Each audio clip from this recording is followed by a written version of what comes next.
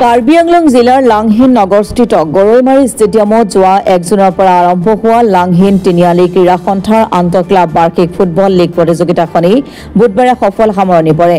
উদ্যোক্তাসকলে অৱগত কৰা অনুসৰি এই বৰ্ষত এ গ্ৰুপত 10টা, বি গ্ৰুপত 10টা আৰু চি গ্ৰুপত 14টা মুঠ 34টা ক্লাবে অংশগ্ৰহণ কৰে।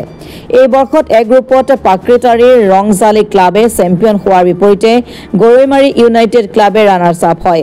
সেইদৰে বি গ্ৰুপত বাক্সামাৰী ৰয়চুময় ক্লাবে চেম্পিয়ন হৈ এ গ্ৰুপলৈ উন্নীত হয় আৰু ৰানাৰ্ছ আপ হয় খেজুৰগাঁও চিল্ক ক্লাব। চি গ্ৰুপত দীঘলীমাজ গাঁও দাওগাছাৰ ক্লাব চেম্পিয়ন হৈ বি গ্ৰুপত খেলাৰ যোগ্যতা অৰ্জন কৰাৰ লগতে ৰানাৰ্ছ আপ হয় ধূপগুৰি লায়ন্স ক্লাব। বুধবাৰে এ গ্ৰুপৰ চেম্পিয়ন পাক্ৰেটাৰী ৰংজালি ক্লাব আৰু ৰানাৰ্ছ আপ গৰৈমাৰী ইউনাইটেড ক্লাবৰ মাজত অনুষ্ঠিত প্ৰদৰ্শনীমূলক খেলত ৰংজালি ক্লাবে গৰৈমাৰী ইউনাইটেড ক্লাবক 2-0 গলৰ ব্যৱধানত পৰাস্ত কৰে। অন্যহাতে সামৰণি অনুষ্ঠানত কাৰ্বি আংলং স্বায়ত্তশাসিত পৰিষদৰ কাৰ্যবাহী সদস্য বিলি মোহন খাগলাৰী মুখ্য অতিথি হিচাপে উপস্থিত থাকে। ফুটবল খেলাৰ নামত এনে সময় নষ্ট কৰিলে নহব বুলি তেওঁ মন্তব্য কৰে। এগৰাকী সুদক্ষ ফুটবল খেলুৱৈ হৈ অঞ্চল তথা জিলাখনলৈ সুনাম কঢ়িয়াই আনিবলৈ চেষ্টা কৰিব লাগে বুলি মন্তব্য কৰে কাৰ্যবাহী সদস্যগৰাকীয়ে। অনুষ্ঠানত কাৰ্বি আংলং জিলা ক্ৰীড়া সন্থাৰ সাধাৰণ সম্পাদক ডক্টৰ পংকজ তেৰণ, জিলা ক্ৰীড়া বিষয়া ৰিলিপ ৰংহাং, লাংহিন তিনিআলি ক্ৰীড়া সন্থাৰ সভাপতি ৰত্নাকৰ স্বৰ্গীয়াৰী আৰু অন্যান্য বিষয়ববীয়াসকল, ট্ৰফিদাতাসকল উপস্থিত থাকে। সামৰণি অনুষ্ঠানত আটাইকেইটা গ্ৰুপতে শ্ৰেষ্ঠ খেলুৱৈ, সৰ্বোচ্চ গলদাতা তথা শ্ৰেষ্ঠ গলৰক্ষকৰ বঁটাসমূহো প্ৰদান কৰা হয়। প্ৰদৰ্শনীমূলক খেল পৰিচালনা কৰে অলংবাৰ স্বৰ্গীয়াৰীয়ে আৰু সহায় কৰে চুমদুন আলচিয়াৰী আৰু প্ৰেম খাগলাৰীয়ে। চতুৰ্থ ৰেফাৰী হিচাপে উপস্থিত থাকে লুকাছ বসুমতাৰী। সামৰণি অনুষ্ঠানৰ কাৰ্যসূচীৰ হাত ধৰে ক্ৰমে নাৰায়ণ বসুমতাৰী, টংকেশ্বৰ খাগলাৰী আৰু ফিৰোজ স্বৰ্গীয়াৰীয়ে।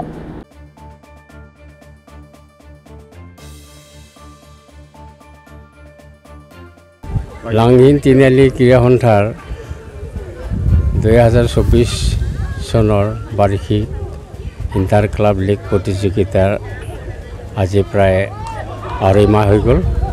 যোৱা জুন মাহৰ 1 তাৰিখৰ পৰা আমি ষ্টাৰ্ট কৰিছোঁ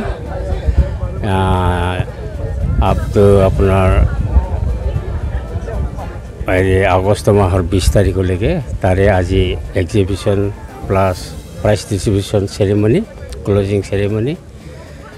ইয়াত আমি এইবাৰ এ ডিভিজনৰ 10টা টিম, বি ডিভিজনৰ 10টা টিম আৰু চি ডিভিজনৰ 14টা টিমৰ মাজত আমি এইবাৰ লীগ প্ৰতিযোগিতাখন সুচাৰুৰূপে চলাবলৈ সক্ষম হ'লোঁ।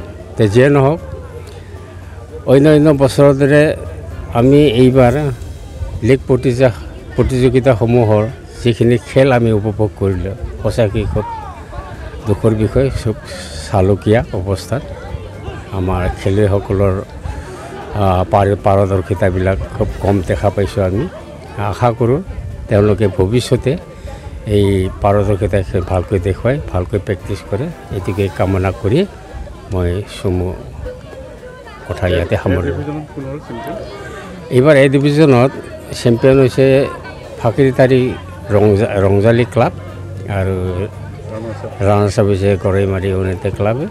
তাৰপিছত বি ডিভিজনৰ ৰয়চুময় ক্লাব বাক্সামাৰী আৰু চিল্ক ক্লাব খেজুৰগাঁও ছেকেণ্ড।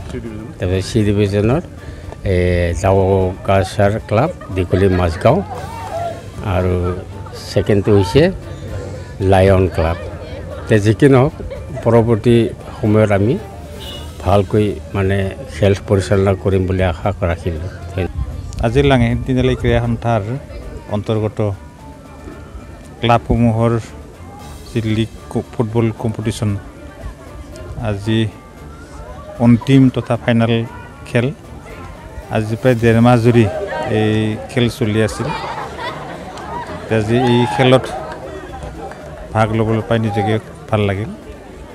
বিশেষকৈ প্ৰতি বছৰে লাংহিন তিনিআলি ক্ৰীড়া সন্থাই আন্তঃক্লাব এই লীগ কম্পিটিশ্যন কৰি আহিছে। ঠিক তেনেকৈ আজিও অন্তিম দিন। গতিকে এইখিনি মুহূৰ্তত 2টা টিমক মই মুহূৰ্তৰ পৰা আন্তৰিক শুভেচ্ছা জ্ঞাপন কৰিছোঁ আৰু আশা ৰাখিছোঁ 2টা টিমে সুন্দৰ খেল প্ৰদৰ্শন কৰি আমাক আপ্লুত কৰিব তথা সকলো ৰাইজক আমোদ কৰিব।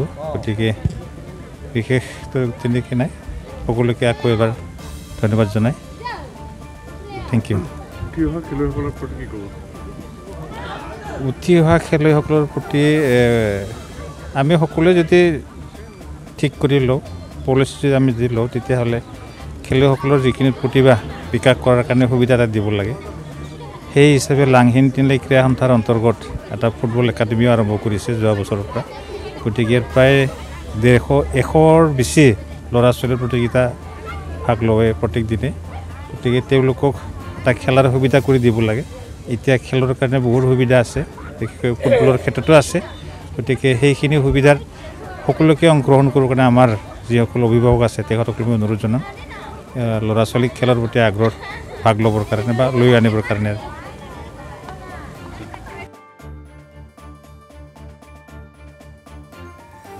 কাৰ্বি আংলঙৰ পৰা ৰবীন বৰুৱাৰ ৰিপৰ্ট অসম টুডে।